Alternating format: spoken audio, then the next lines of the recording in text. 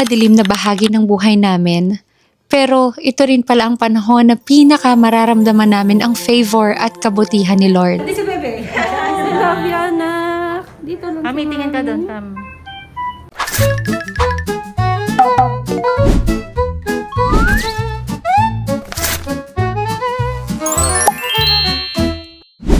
After 10 days sa NICU or newborn ICU, finally, home sweet home na si Baby C. Sa loob ng 10 araw, para kaming dumaan sa pinakamahabang roller coaster ride ng buhay namin bilang magulang. Takot, kaba, puyat, iyak, pagod, guilt, uncertainty, lahat naranasan namin. Pero sa bawat araw na dumaan, isang bagay ang paulit-ulit naming nakita. Hindi kami pinabayaan ni Lord. May 17, Baby C was born. Biniyayaan talaga yata ako ni Lord ng gift na hindi gaano mahirapan kapag nagle-labor at nanganganak. Kasi kahit intense na ang contractions ko, ng 11 a.m., nakamunta pa din kami sa Redemptorist pa para mag-pray. Kasama nga namin si Mami Risa na isang tawag lang go na agad at may mga nakaimpake na ding damit para samahan ako sa panganganak. Nakapunta pa kami sa store ng Mernels kasi for some reason ay crave ako sa chocolate cake nila. Kaya mga 3:40 p.m. na nga kami nakarating sa hospital. Di pa ako gaano na prayo sa emergency kasi mukha naman daw akong di pa manganganak. Pero pag-check sa akin, 9 cm na pala ako. 5 p.m., out na si baby. Thank you po Lord talaga sa mataas na pain tolerance kasi yung team na nag-assist sa akin, tuwang-tuwa din kasi di talaga ako sumisigaw o umiiyak during labor at panganganak. I delivered Baby C after 2 pushes kaya sobrang saya at pasalamat talaga namin. Salamat Lord! Walang nakitang something kay Baby C kundi yung unilateral cleft lip which is January 2026 pa lang alam na namin dahil sa 4D ultrasound. Unti-unti na namin itong tinanggap bago pa siya lumabas. Dito rin namin na-realize kung gaano kahalaga ang preparation at early detection dahil nakakatulong talaga emotionally at mentally bilang parents. May 18, nakauwi na kami sa bahay ng mga 9 p.m. Lahat masaya na makita si Baby C. But during the whole day, mga 4 times yata naming nakitang nagva-violet si Baby. Saglit lang nagbabago ang kulay, bumabalik din agad sa normal. Inisip namin baka dahil ng cleft lip niya kaya nagkakaganon pero iba ang pakiramdam ng mga magulang. May 19, nung gabi, di talaga kami mapakali kaya nagpa-online consult na kami sa doktor. At sinabi na 2 lang daw ang pwedeng reason. Either may problema sa puso o sa baga kasi hindi daw normal sa baby na dumedede o umiiyak tapos nagbabago ang kulay kahit pa seconds lang na nagbago yung kulay niya. Hindi daw talaga siya normal, baka daw nauubusan ng oxygen. Advice ng doktor ay magpunta na agad ng emergency room. Grabe talaga ang iniiyak ko nito habang buhat at yakap ko ng mahigpit si Baby C.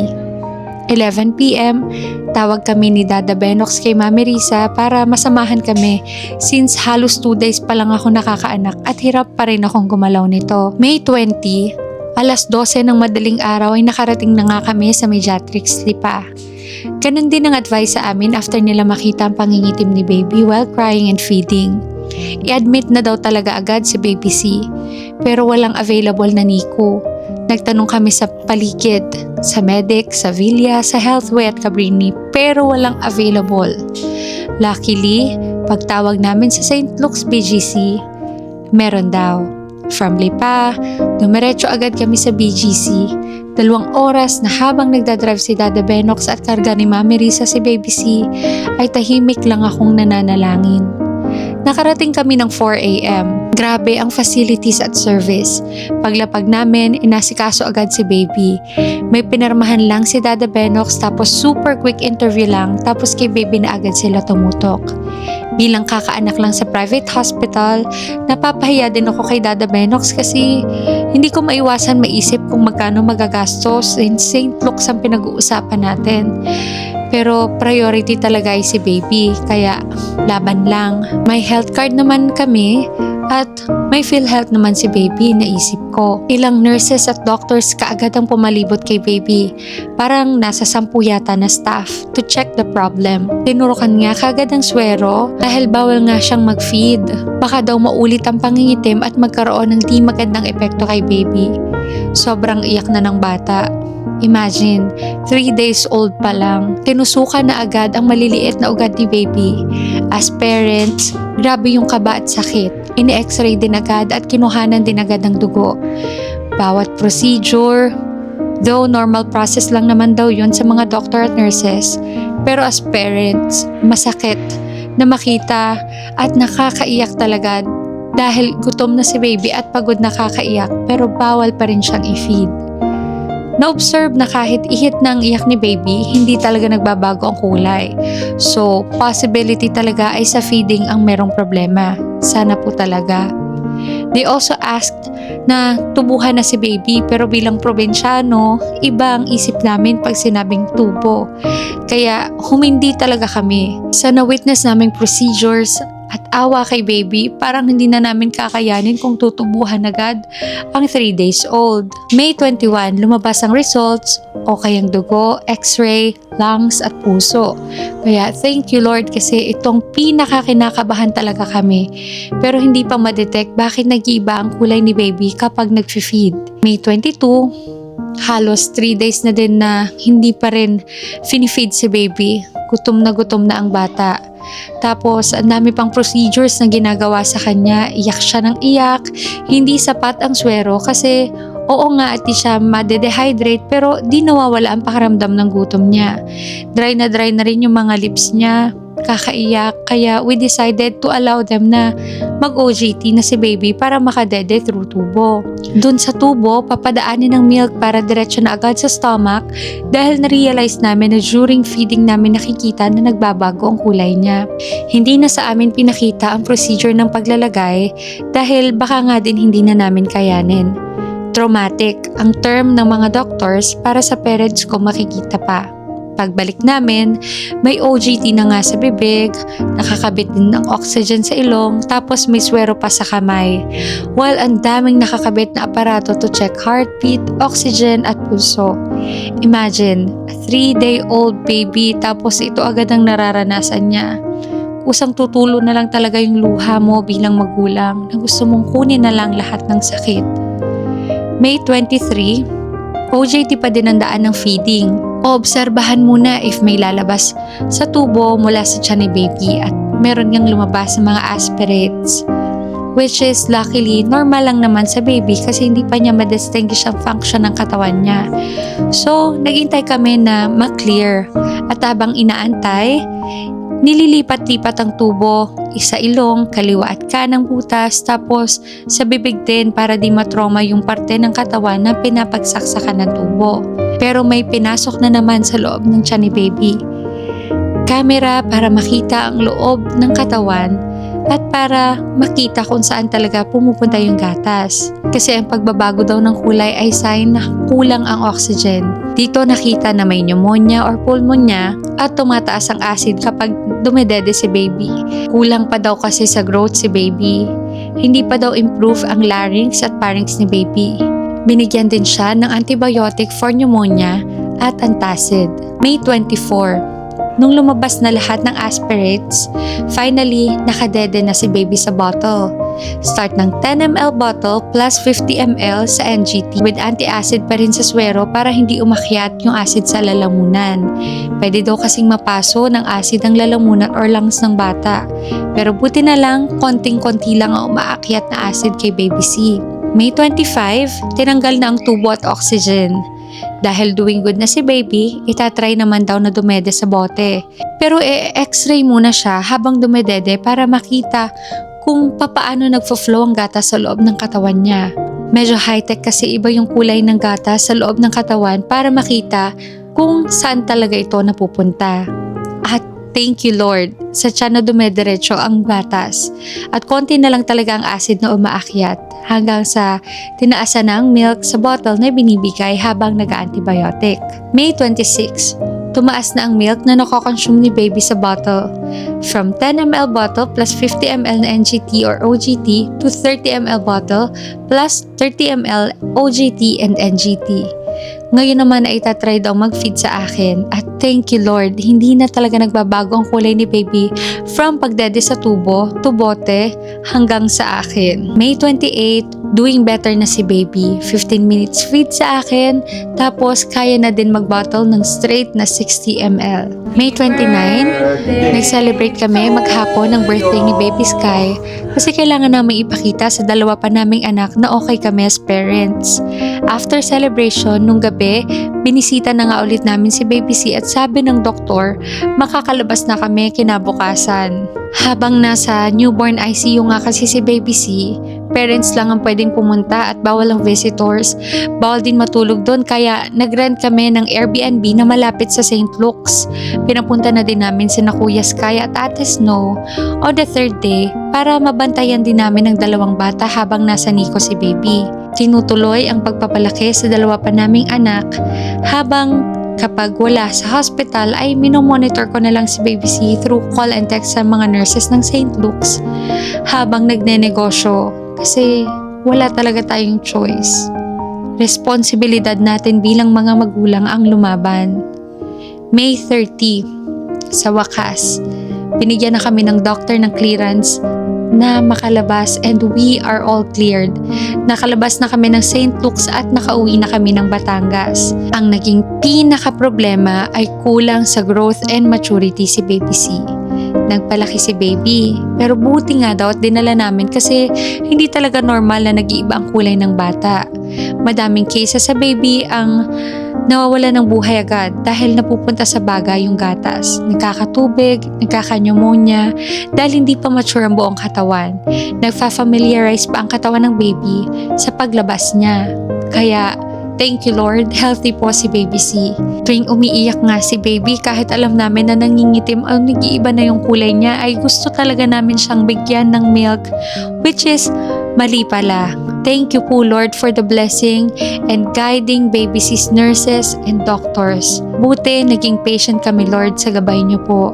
At kay Baby C, kung mapapanood mo ito paglaki mo, know that you are deeply loved. Know that before you even understood the world, you already fought battles most people cannot imagine.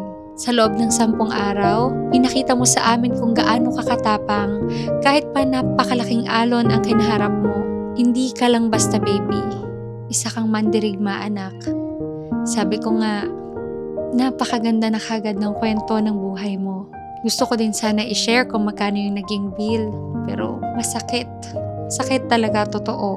Kayang guluhin ang financial stability ng ordinaryong pamilyang Pilipino. Dito papasok na sana okay ang government natin. Napakamahal talaga magkasakit sa Pilipinas kaya pinipiling wag na lang magpatingin ng mga karamihan. Thank you Lord na kahit papaano meron kaming ipon na naihanda para sa paglabas ni baby. Parang nasa total of 10 ang insurances at health cards namin na halos 100,000 din ang binabayaran yearly pero hindi na cover kahit piso. Ang insurance pala talaga ay for some illnesses lang. Hindi lahat ng biglang emergency ay mako-cover ng kung anumang insurances natin. Greatest lesson is, importante talaga na may emergency fund sa bawat pamilya. As in, perang cash na madali mong mapupunot sa time ng sakuna since hindi nga din natin alam ang pwedeng mangyari kinabukasan. Akala namin prepared kami sa health card or insurances na meron kami. Pero kakatukin ka minsan ng pagkakataon para maging matalino ka kinabukasan. Na importante talaga ang emergency fund. Na importante talaga ang maayos na gobyerno. Ang maayos na health system sa Pilipinas. Dahil paano na nga lang ang ibang pamilya? Buti na lang at may konting savings. Paano kung wala? Kaya napapa-voice out talaga ako ngayon kahit hindi ako into politics. Bumoto tayo ng tama. Hindi yung magbibigay ng ayuda kapag magkakasakit tayo, pero politikong mag-i-implement sana ng maayos na healthcare system. Yung tipong wala man babayaran o kung meron mang babayaran, hindi naman maghihirap ang pamilya natin pag naglabas tayo ng pera pambayad sa ospital o pambili ng gamot. Yung automatic wala kang tatawaging politiko para lang gumaling. Or sana kung kailangan mong pumunta ng hospital, automatic sana yung karapatan mong gumaling na hindi mo na para isipin kung saan manggagaling yung panggastos. Walang pamilyang dapat mamili sa pagitan ng paggaling ng anak at pagkabaon sa utang. Sana may St. Luke's na grabe ang facilities at service sa bawat bayan ng Pilipinas na government funded. Okay naman ang private hospital sa probinsya namin, pero iba rin talaga itong St. Luke's. Sana dumating ang panahon na ang pagpapagamot ay hindi pribilehiyo, kundi karapatan. At isa pang bagay ang sobrang na-realize namin sa season na ito. Importante ang teamwork ng mag-asawa. Sa ganitong klaseng laban, hindi pwedeng isa lang ang matatag. May mga araw na umiiyak ako, may mga oras naman na si Dada Benox ang nanghihina. At siya naman ang nagpapalakas sa akin. Habang nasa Nico si Baby C, na-realize namin na ang pagiging magulang ay hindi lang tungkol sa pagmamahal sa anak. Tungkol din ito sa pagpili sa isa't isa araw-araw. Lalo na kapag pareho na kayong pagod, puyat, takot, at ubus na. Hindi kami naging perfect sa 10 araw na yun. Pero naging team kami. At siguro yun ang isa sa pinakamalaking blessing ni Lord sa amin. Hindi lang niya pinalakas ang anak namin. Pinalakas din niya ang pagsasama namin bilang mag-asawa. Sa panahon na gusto mong sumuko, napakahalaga na may partner kang hahawak sa'yo kapag ikaw naman ang nanghihina. Okay lang magpakita ng kahinaan sa bawat isa. Ang mahalaga, pinipili namin ang isa't isa. And lastly, sa aming naranasan, God really hears our prayers.